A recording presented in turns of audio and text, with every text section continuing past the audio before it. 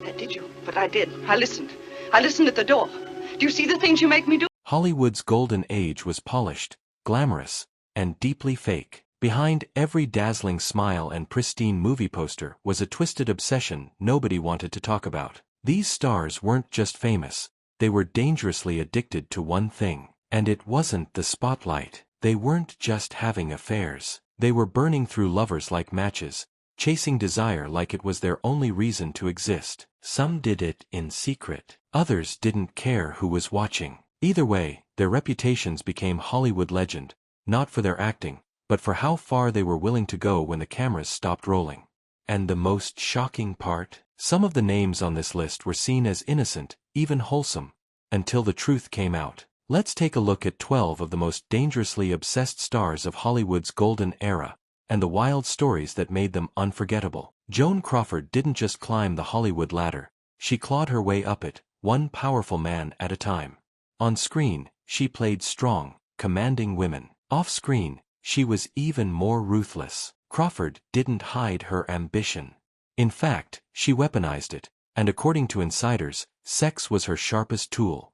She was married 4 times, but those were just the relationships people knew about. Behind closed doors, the rumors swirled non-stop. Crawford was said to have slept with directors, producers, and studio heads, including MGM boss Louis B. Mayer, to secure roles and power. But her hunger didn't stop at men.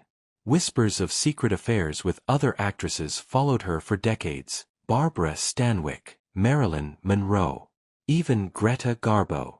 Crawford never confirmed anything, but Hollywood insiders claimed she was as bold with women as she was with men. Bisexuality wasn't something stars dared admit in public back then, but Crawford never played by anyone else's rules. And it wasn't just about desire.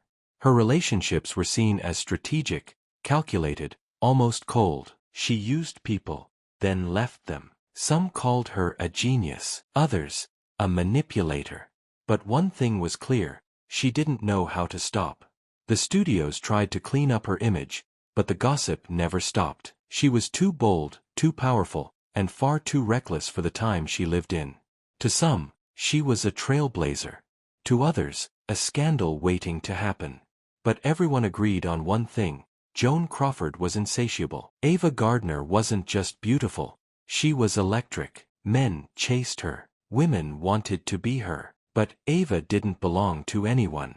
She lived like a storm, crashing through Hollywood with no intention of slowing down. Her marriage to Frank Sinatra is still legendary, not because it was romantic, but because it was pure chaos. They fought, they drank, they loved like it was life or death. Their relationship was a war zone fueled by jealousy, obsession, and raw, physical intensity. Ava didn't care what the tabloids said. She lived for the thrill. She once bragged, "I like my whiskey old and my men young," and she meant it. While filming in Spain, she took up with bullfighters, dangerous men who risked their lives every day, just like she did with hers. She wasn't drawn to safety or comfort. She was addicted to extremes. Howard Hughes wanted to control her. Ernest Hemingway was captivated by her wildness. But no one could hold onto her for long. Ava burned too hot. She had no interest in settling down, following rules, or pretending to be someone she wasn't. She loved deeply, drank heavily,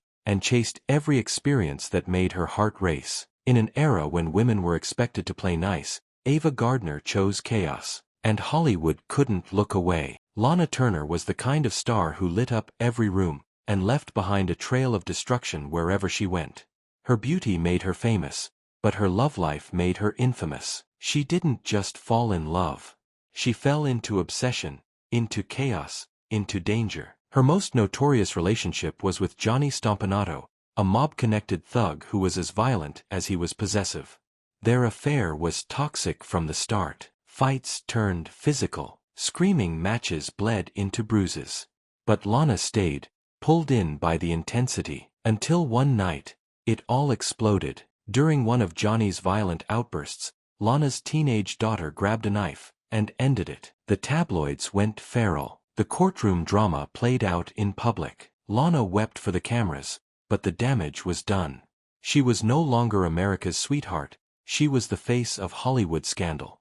and that was just one chapter. She married 7 times, dated younger men like it was a hobby. Every new lover brought new headlines, new chaos, new drama. She didn't hide it. She didn't apologize. She seemed addicted to passion. The messier, the better. To the public, she was glamour and tragedy wrapped into one. But underneath the diamonds and designer gowns, Lana Turner was a woman chasing something she could never quite catch, and destroying everything in her path trying to get it. Tallulah Bankhead didn't care about rules. She didn't care about gossip. And she definitely didn't care what Hollywood expected from its leading ladies. While other actresses carefully hid their personal lives behind studio-manufactured smiles, Tallulah tore the curtain down and lit it on fire. She was openly bisexual in a time when even whispering about it could ruin your career. But Tallulah didn't whisper. She shouted. She bragged. She lived like someone who knew she wasn't going to apologize for anything, and never would. Her parties were legendary. Wild, drug-fueled, and packed with Hollywood insiders who pretended to be shocked, but always came back for more. The rumors were constant. Affairs with men, affairs with women. Greta Garbo, Marlene Dietrich, politicians, writers, nobodies. It didn't matter who, only that they kept her entertained. Tallulah was known for saying things that would make a publicist faint, like, "My father warned me about men and booze, but he never said anything about women and cocaine." She wasn't trying to be scandalous. She just was. Hollywood labeled her a deviant, a danger, a sex addict, but that didn't stop her. She walked red carpets with a grin and lived like the rules didn't apply. And honestly, for her, they didn't. In an age obsessed with image and obedience, Tallulah Bankhead was a walking scandal, and she loved every second of it. Marilyn Monroe was the ultimate sex symbol. But the truth behind the image was far darker than most people realized. On the surface, she was pure Hollywood perfection. The breathy voice, the hourglass figure, the flirtatious smile that made the world stop. But underneath it all, she was breaking. Hollywood built her into a fantasy, then refused to let her be anything else. Every man wanted her. Every woman wanted to be her. But Marilyn just wanted to be loved. Genuinely, completely, without conditions. That's what she could never seem to find. Her relationships were disasters wrapped in diamonds. Joe DiMaggio was controlling. Arthur Miller was distant. And then there was John F. Kennedy, a secret that turned her from America's dream girl into a national liability. She became entangled with some of the most powerful men in the country, but instead of protecting her, they used her and walked away. Desperate for connection, she turned to sex as a way to feel wanted, even if it was temporary. Even if it hurt, even if it hollowed her out. Her need for affection became an addiction of its own, tangled in fame, power, and fear. Marilyn wasn't just a victim of her desires. She was a prisoner of the role she played so well. The world called her a goddess, a temptress, a nympho. But behind the glitz was a fragile soul, chasing something she could never hold on to. And in the end, that fantasy consumed her. Errol Flynn didn't just enjoy the Hollywood lifestyle, he defined it. With his smirking charm and swashbuckling roles, he became the face of danger, desire, and pure recklessness. But off-screen, Flynn wasn't acting. He was living a life so wild, even Hollywood couldn't keep up. He had a taste for younger women, dangerously younger. In 1942, Flynn stood trial for sleeping with 2 underage girls. He was acquitted, but the damage was done. From that moment on, he was no longer just a movie star, he was a walking controversy. The phrase, "in like Flynn," didn't just mean success. It meant sexual conquest, and everyone knew it. His mansion, Mulholland Farm, became infamous. It wasn't a home, it was a non-stop party.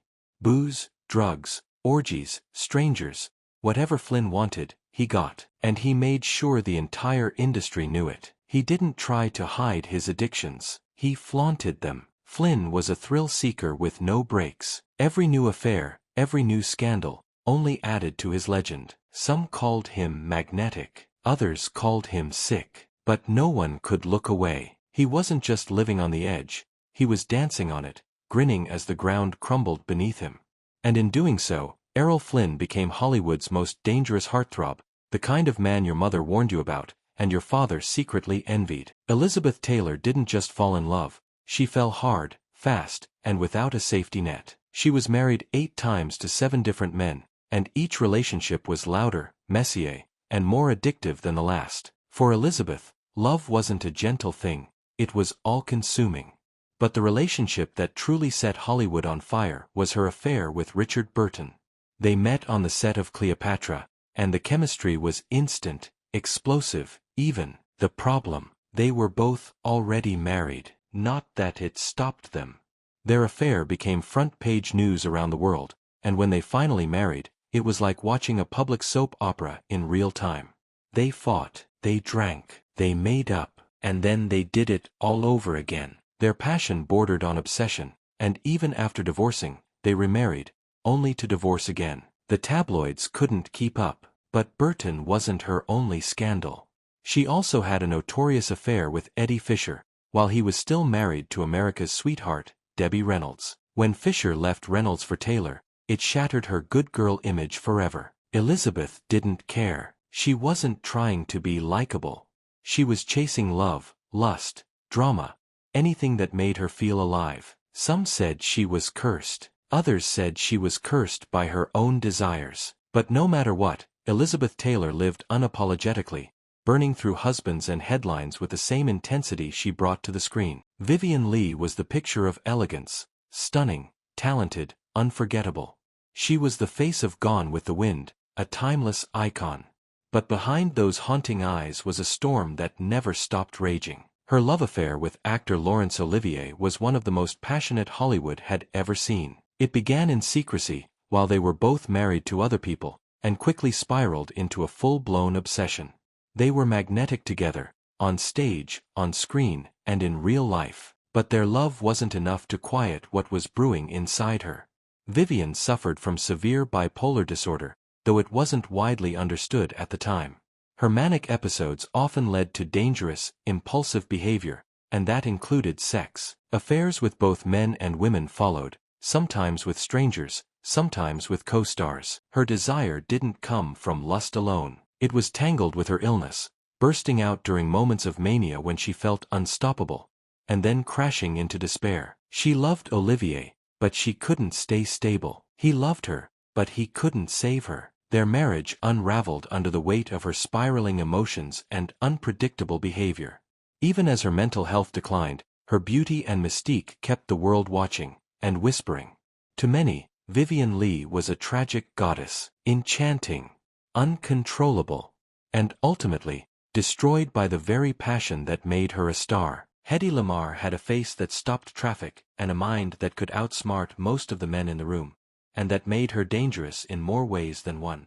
To Hollywood, she was a seductress. To science, she was a visionary. But the world didn't know what to do with a woman who could be both. She shocked audiences in 1933 with Ecstasy, a film that featured one of the first on-screen orgasms ever captured in cinema.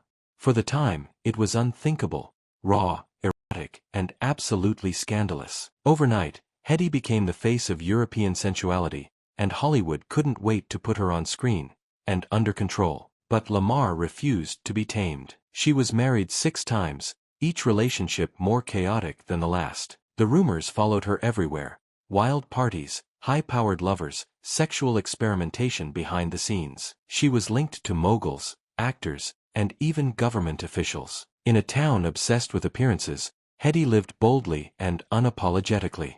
And while the tabloids focused on her lovers, almost no one realized she co-invented a frequency-hopping communication system, the same technology that would one day power Wi-Fi, Bluetooth, and GPS. That's right. While Hollywood was fixated on her beauty, she was quietly laying the foundation for the future of tech. But she wasn't remembered for that. She was remembered for the nudity, the marriages, the rumors. Hedy Lamarr was brilliant, but to the world, she was just another beautiful woman who lived too fast, loved too hard, and refused to stay in her place. Ingrid Bergman was once the face of innocence, graceful, soft-spoken, and almost untouchable. Audiences adored her for roles in Casablanca and Gaslight, seeing her as the perfect woman, talented, wholesome, pure. But that image came crashing down when she followed her heart and defied the world. In the late 1940s, while married with a child, Bergman began an affair with Italian director Roberto Rossellini. The romance was passionate and unapologetic, and when she became pregnant with his child out of wedlock, it triggered an international scandal unlike anything Hollywood had seen. America didn't just gossip about it. Congress got involved. The U.S. Senate labeled her a perverted instrument of evil. Think about that. A woman branded evil by lawmakers for falling in love. Studios blacklisted her. Audiences turned on her. And just like that, the woman once seen as a symbol of purity became public enemy number one. But Bergman didn't back down. She left everything behind, her marriage, her Hollywood career, her reputation, and moved to Italy to be with Rossellini. It was the kind of defiance that most stars wouldn't dare consider, especially at the peak of their fame. She wasn't promiscuous like others on this list, but her one act of rebellion was seen as far more dangerous because it shattered the illusion Hollywood had built around her. Ingrid Bergman chose love over image, and for that, the world tried to erase her. Joan Blondell didn't make headlines the way some of her peers did, but that didn't mean she played by the rules. She just broke them with a smile. Known for her sultry, wisecracking roles in pre-code films, Blondell had a sharp tongue, a magnetic screen presence, and a personal life that quietly defied everything Hollywood expected from women. She was married 3 times, including to powerhouse producer Mike Todd, who later left her for Elizabeth Taylor. But Blondell wasn't known for public meltdowns or scandalous affairs. Instead, she moved through Hollywood on her own terms, racking up admirers and lovers behind the scenes while maintaining a no-nonsense reputation. She didn't flaunt her sexuality, she owned it. Industry insiders described her as confident, witty, and completely uninterested in fitting into anyone's box. While other actresses were punished for being too bold or too free, Blondell managed to walk the line, enjoying her independence without letting it become tabloid bait. And maybe that's what made her so dangerous in her own way. She didn't need chaos to be in control. She just needed freedom, and she took it, quietly, confidently, and without ever asking permission. In an era when actresses were expected to play submissive, obedient roles, both on and off screen, Joan Blondell lived her life like she was writing her own script. Veronica Lake had the kind of beauty that didn't just turn heads, it stopped time. Her signature peekaboo hairstyle made her a Hollywood icon, and her femme fatale roles made her unforgettable. But what made her famous also became her curse. Lake's screen persona was seductive, mysterious, dangerous, and in real life, she wasn't far off. Beneath the allure was a woman spiraling. Multiple failed marriages, public feuds, an ongoing battle with alcoholism. She was the kind of star who lit up a room one day, then vanished into scandal the next. Her affairs with powerful men were whispered about in studio hallways, but no one dared say too much. She was too unpredictable, too damaged, too real for the image Hollywood wanted her to keep. And as the industry moved on to newer, younger faces, Veronica didn't adjust. She rebelled. Hard. As her career crumbled, so did her personal life. The same sex appeal that had launched her into stardom was now seen as outdated, excessive, even tragic. She drifted into obscurity, battling addiction and scraping together odd jobs just to survive. And through it all, her name remained tangled with rumors of reckless relationships and a desire she never quite controlled. Veronica Lake didn't go out with a bang. She faded, quietly, painfully, a cautionary tale of what happens when Hollywood builds you into a fantasy, then abandons you for daring to believe it was real. These weren't just Hollywood stars, they were human grenades, pulled from both ends by desire and expectation. Behind every glittering performance was someone living on the edge, chasing something deeper than fame, power, love, control, escape, or just a moment where they didn't feel hollow. Some called them liberated, others called them dangerous. But one thing's for sure, they broke every rule, and they made sure the world would never forget their names. So were they victims of their own hunger?